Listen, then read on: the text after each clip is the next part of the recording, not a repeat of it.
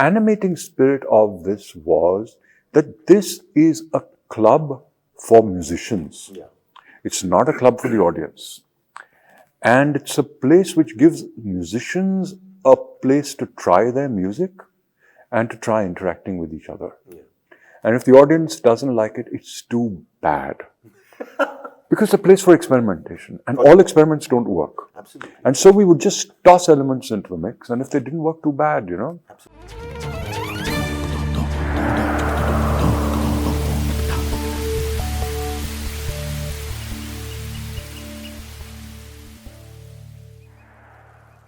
The TWA Podcast, ladies and gentlemen, this is where we go behind the thoughts of those who, the thoughts that animate the actions of those who create the arts. And Mohit Satyanand has created a lot of things in his life. But, one gets very egotistical when one is talking to someone who's created what has been one of the biggest influences in one's life. For me, Friends of Music was a place that made me fall in love with live music like none other. It was an absolutely fabulous concept where what is now being so fashionably termed as the democratization of art was actually happening before anyone had labeled that process.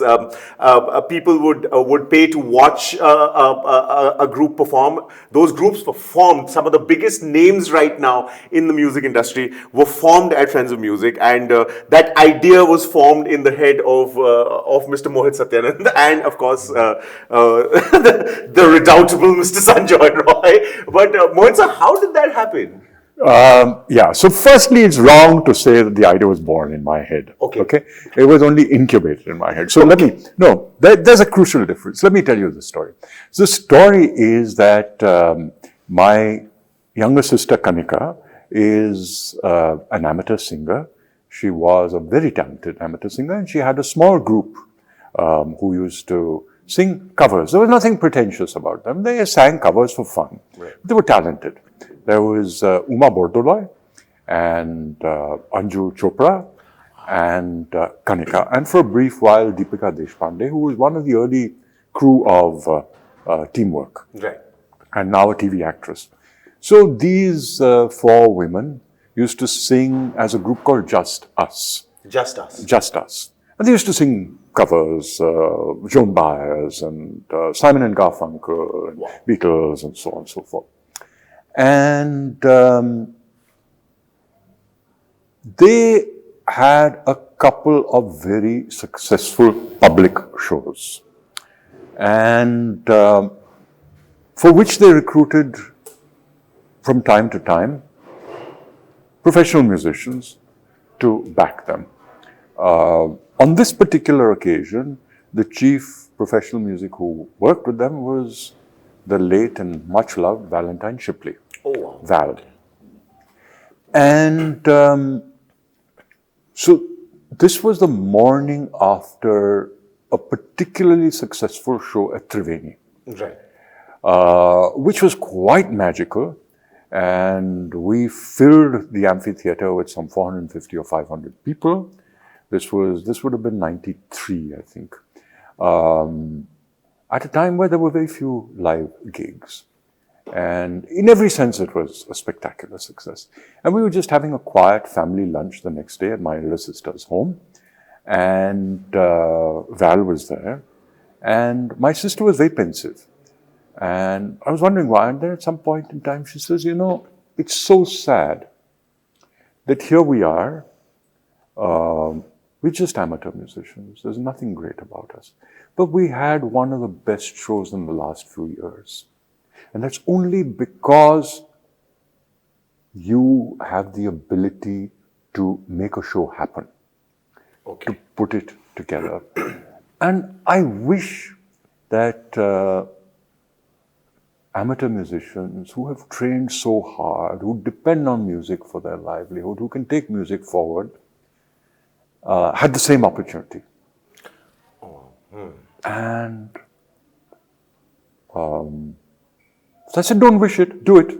Okay. So she said, you make everything sound so simple. It's not that easy. I said, no, it can be done. She said, no, you just say things like that. Yeah. I said, no, let's do it. So there was Val and Kanika and I. And I said, okay, let's do it. And then the idea incubated for a while as to how to do it. At that point in time, my elder sister and brother-in-law lived in a very large house in Chirag, Delhi, very close to the Nehru Place flyover. And they had a huge garden.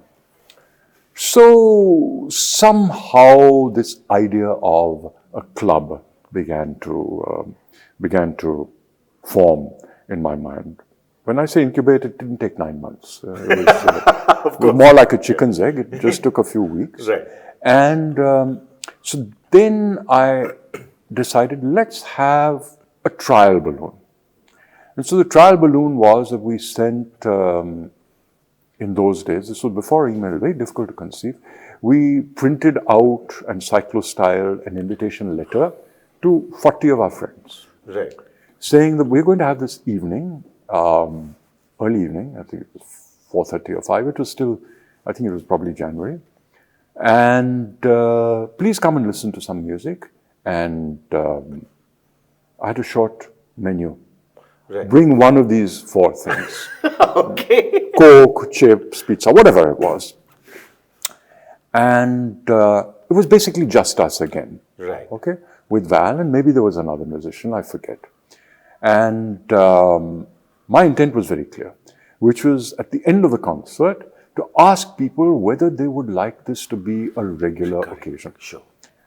And if so, would they be prepared to pay, I think it was 750 rupees a year to be member. I didn't want it to be open and ticketed. 750 rupees a year for a single and maybe 1,000 rupees for a couple. It doesn't matter. Numbers something like that.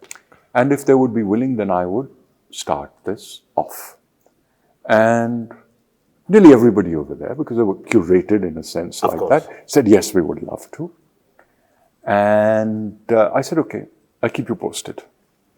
And a couple of days later, at the teamwork office, Sushmit of Indian Ocean walked into the office and he said, I've heard that this club is going to happen. So I said, yeah. He said, I want to be a member. I said, of course. I think, I'm not 100% sure, but I think that the first member of Friends of Music was Sushmit Sen. Oh, I see.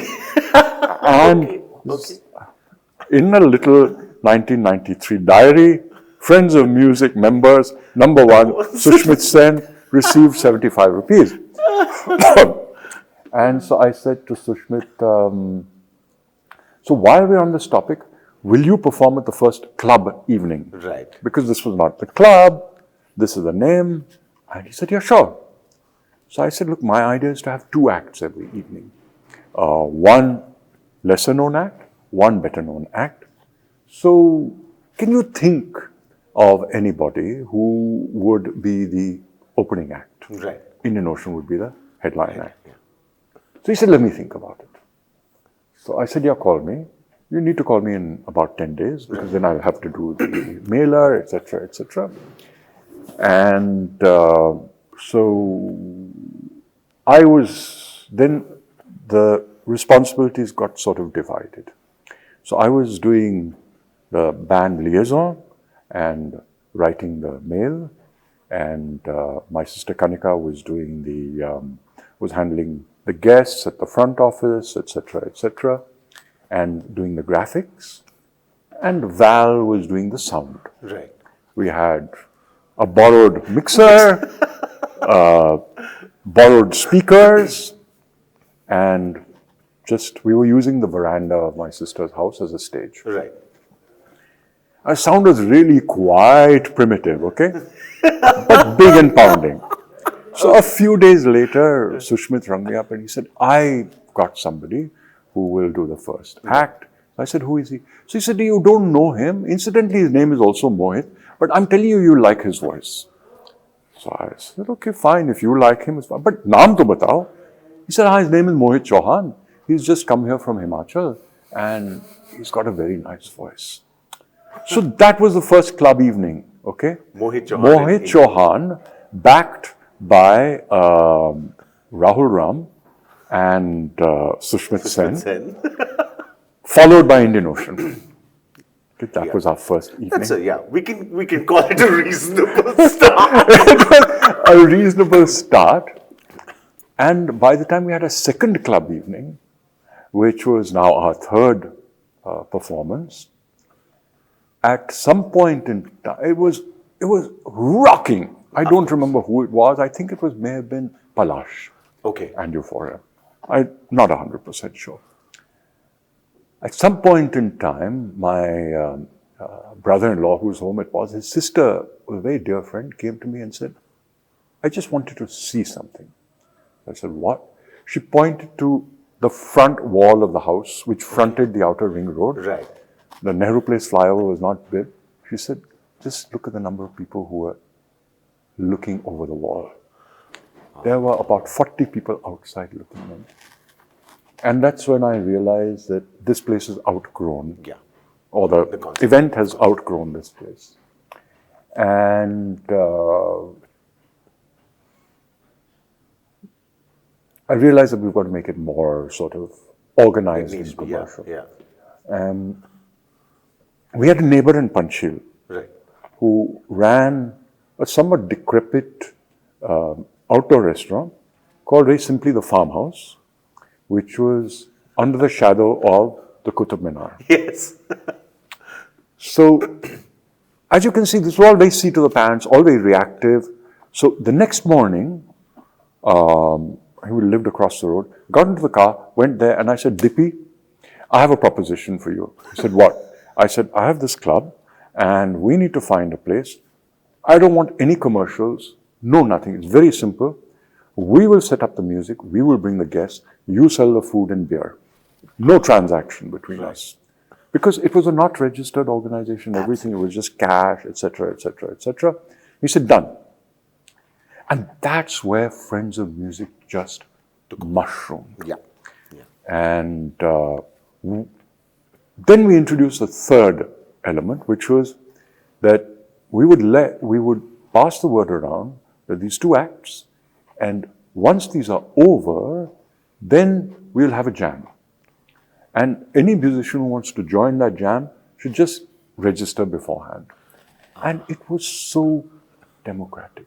Absolutely. Unknown musicians would come, and Sushmit, and Rahul, and Val, and Steve Sequeira. Do you know Steve? Wow. Yes, of course. They would jam with these people. Yeah. Imagine Steve Sequeira on the drums, backing you up. It was completely democratic, and these people played with them. Yeah. And I don't think there was any ego or big band stuff involved. It was just purely, and that's what came across. No, it was like a wave which was palpable, which was the love for music that was sort of spread around. Advaita did their first show at Friends of Music. Mrigya was literally formed. Mrigya was formed at Friends of Music. And Indian Ocean did actually their second ever live show in Delhi at Friends of Music at my sister's house. That first club evening. The first one, yes. Yeah. This was before the Sehmat concert that they did. Yeah. And in fact, for a while, Teamwork managed Indian Ocean. Oh, I see. Okay. And the idea that the Sehmat concert should become an album was born in the Teamwork office.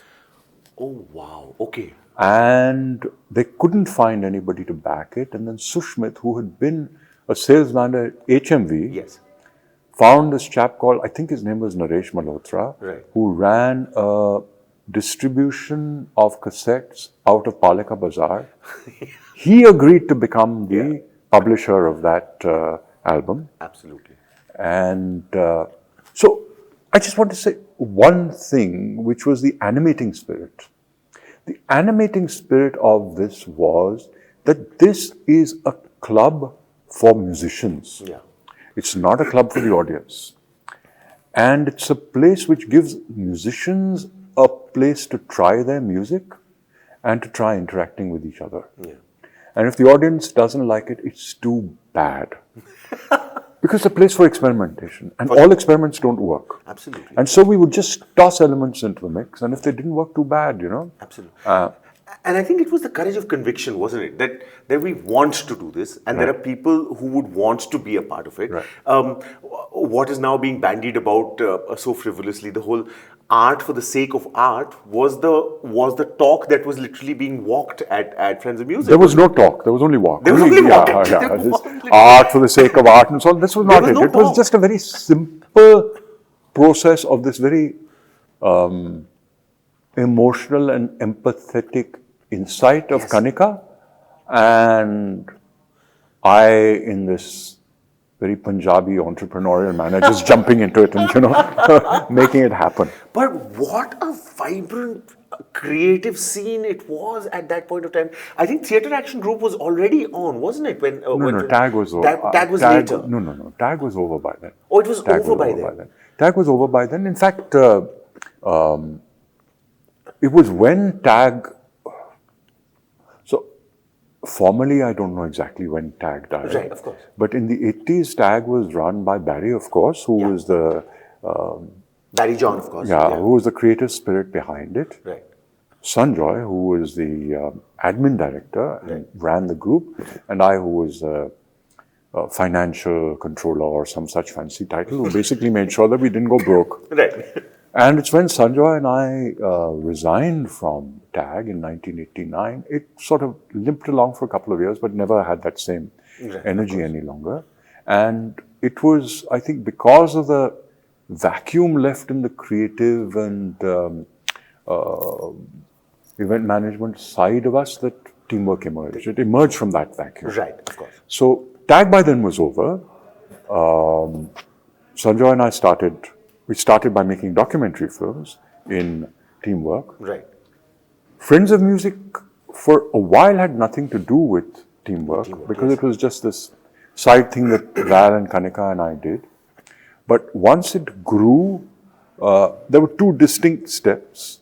The first step was that teamwork got involved, and by now we had 800 mailers, and that meant cyclostyling 800 things and sticking stamps on them and so on. So at the first stage, teamwork got involved with all of that.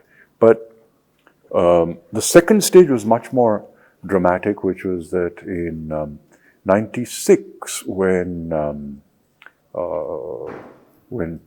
Friends of Music was really at its peak, Premi and I got married, and we decided that in April of '97, we were going to leave on a one-year honeymoon. Oh. Which eventually became 6 years, but that's a different story. And love is never linear, is it, sir? Never. So, we'd made this announcement, and a couple of months before we were leaving, Kanika said, you haven't talked about Friends of Music. The Friends of Music will go on. I said, no, I can't run Friends of Music on my own. Okay. So, of course she was absolutely right, but I hadn't thought about it. It's carrying on, it'll carry on, something will happen. I said, and her office was literally 100 meters away from the teamwork office at the time in Horsecast. So I'd gone over and she delivered this very sobering message to me. Oh, okay, yeah, true. But it can't die either. Right. And so over the next 100 meters, walking from her office to my office, I came and I said to, at that time, Sanjoy and Dilip, that, listen, you guys have got to run Friends of Music. So they said, okay. And so the baton passed with the minimum of all of this happened with no thought, no discussion. Each of these decisions was a 5-second decision. Literally off the cuff in that way. Absolutely. But that's how great art ideally gets created. It's a Listen, thought. we didn't produce any art, right? No, but okay, so it got produced. I mean, the fact that we have an Advaita and we have a Mrigya and we still have an Indian Ocean in various different avatars, of course. But I I think it's important. It's important to remember that it is only when you get space to grow that you get to experiment, and that experimentation was the hallmark of Friends of Music in that way. Absolutely. But as is the case with all art, it gets created. It starts off with a few people being adherents, and then it percolates down to more people, and then becomes a little excessive, and then, as it is the case in all art movements, a next movement which is a response to the excesses of the previous movement begins to appear. Not just that.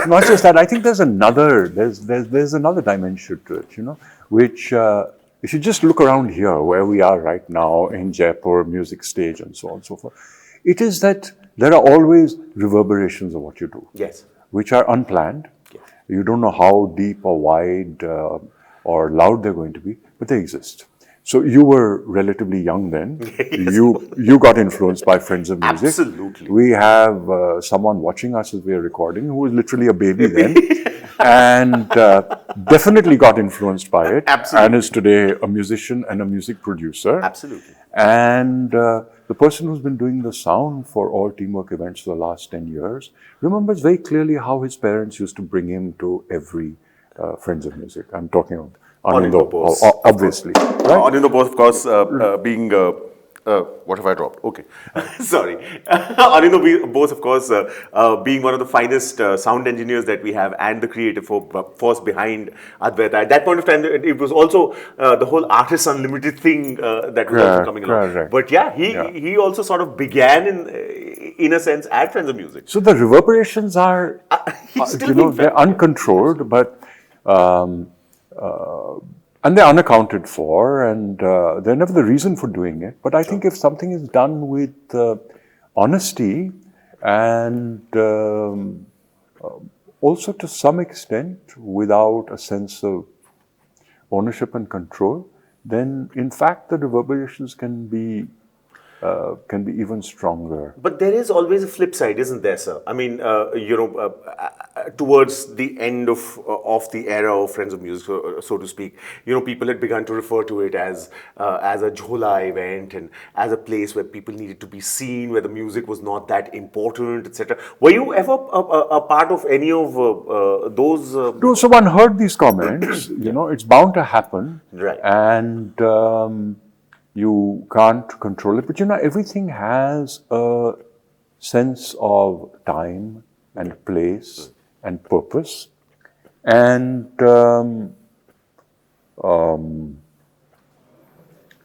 so you respond to it. Things change, and without necessarily needing to trace a clear lineage, but it also in some way became a kind of a bridge. The fact that Teamwork ran Friends of Music for several years after I went on my 1-year honeymoon, my 6-year honeymoon, became a kind of a bridge from what we'd been doing for 5 or 6 years, right, which was producing stuff for television and documentaries and so on, into going back to our roots in the performing arts. Sure. So it also became a bridge into the new avatar of Teamwork, which was the performing arts. Absolutely. So even when something outlives its initial purpose, it finds new expression. For sure. And but I'm going to close with one story. So which is that one of the people that I met as a result of Friends of Music was Steve Sequeira. Wow. And his gorgeous wife, Kitu. Kitu, of course. So when we got married in the cathedral, my wife said to me, she's Catholic and was very keen to get married in the cathedral. And she said, but I can't abide these choirs and the music that happens. So, so many musicians, let's get something different going. Right. So, so my sister Kanika sang my favorite song, which was Forever Young, which was sort of a benediction for me. Right. But guess the opening song when the bride walked down the aisle with Steve on the organ and Kitu belting it out. Oh, I'll give you one guess. Damn. What was it? I don't know how to love him.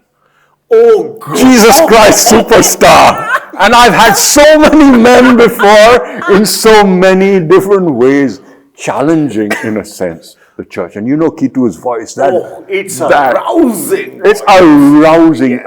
And Steve going madly on the electric organ. I don't think the cathedral has ever experienced a performance like that. The walls shook. The walls shook. And especially for a bridal mass, choir bride, etc. So I got my reward that day. Yes, the process of creation sort of reached its culmination in that. Music at the end of the day is so irrevocably intimate to all of us, even though it might be a shared experience. But that's the thing, music. But you've of course kept your ear to the ground ever since, so to speak. It's impossible to actually ask this question without sounding, a little bit pompous. But have you seen the process of creation of the art, be it music or theatre or even art itself? Have you seen the process of creation change in the way that it was conceptualized? I've been, in the last 10 or 15 years, I've been actually much closer to theatre than to music. Right.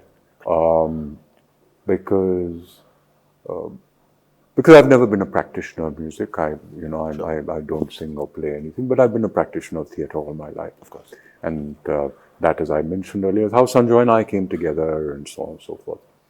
And so especially between 2007 or 8 and 2019, before the pandemic hit, I was an active practitioner of theatre. I was acting, I was traveling, and in theatre, in amateur theatre in Delhi, firstly, it's less amateur. It's more professional. Right. The system supports full-time theatre actors. They don't live luxurious lives. They have to do other things, but they see themselves primarily as actors. Unlike what it was in our time, right, where we did theatre from 6 to 9 in the evening after our day jobs. For sure. It supports that. Secondly, I was really struck when I went back to theatre after 15 years in 2007 by the kind of training and discipline and physical training that people went through to be theatre actors. And the people I was working with, much younger than me, much younger than you, were very patient, and I warned them. I said, look, I know that you work very rigorously. I haven't done this kind of work. It's going to take me a few weeks before I get into it. If at some point in time you lose your patience, that's fine, just tell me. Sure. But I will do it. And we did very physical theatre. So that was the second thing, that they approached theatre as a vocation, as a profession, not as a hobby. Sure. The third thing, which was quite unexpected, was that, at least in Delhi, but I see these connections with Bombay as well, with Bangalore, with Pondicherry, that they're much more collaborative. Right. When we were in TAG, there was TAG, and there was Yatrik, and there was Mask. Yes. And there were strong dividing lines between the two. You never crossed that line. Right. To the extent that sometimes at parties you would be sitting in Really? Absolutely. It was quite bad. Okay. These young people, I can't call them kids any longer, these young people collaborated actively with each other. The director of one group is scoring music for the other and acting for somebody else and even being gaffer. So it's much more collaborative. For sure.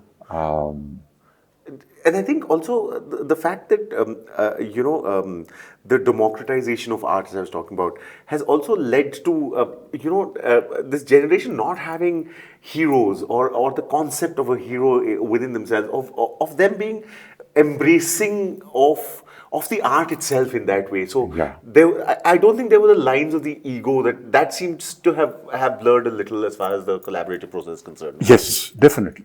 Most definitely. So it's a good time to be an artist, sir? It's always a good time to be an artist. Right. It's never easy to be an artist. It's always tough financially. It's always, despite what you said earlier, there is ego involved in art. Of course. And because both art and audiences are fickle masters. Wow. And therefore, you are going to see profound ups and downs. Sure. And surviving and keeping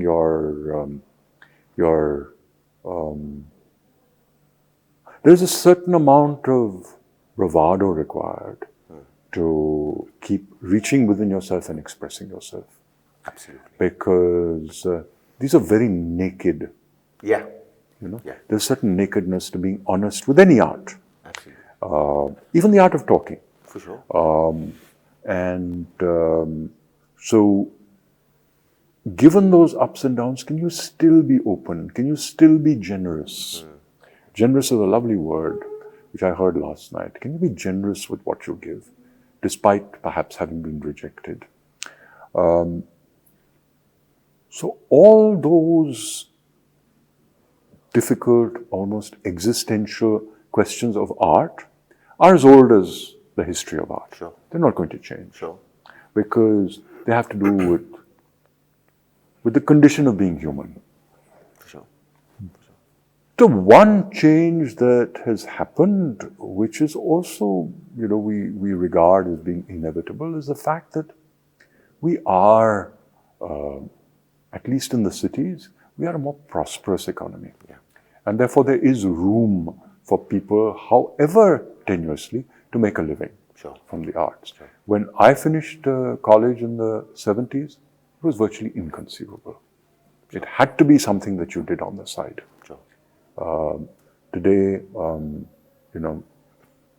people of my age or even a few years younger, who are parents, who may have had the same thoughts, are willing to allow their children time to experiment, to find themselves in that art and so on.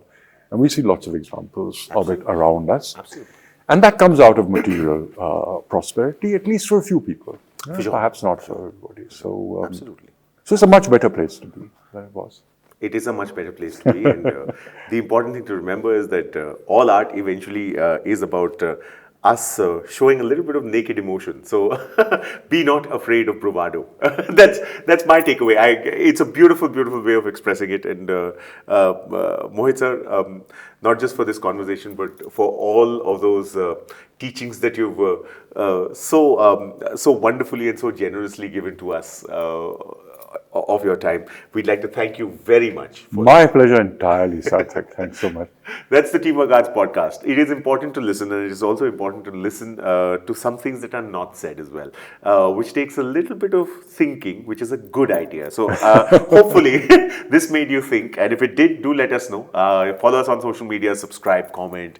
You know the drill. We don't need to tell you. And what's going to be happening next? Well, for that, you'll just have to follow us, won't you? This is the TWA Podcast. Thank you for listening. If you've enjoyed this podcast, subscribe to our channel now. We have a new episode out every Friday.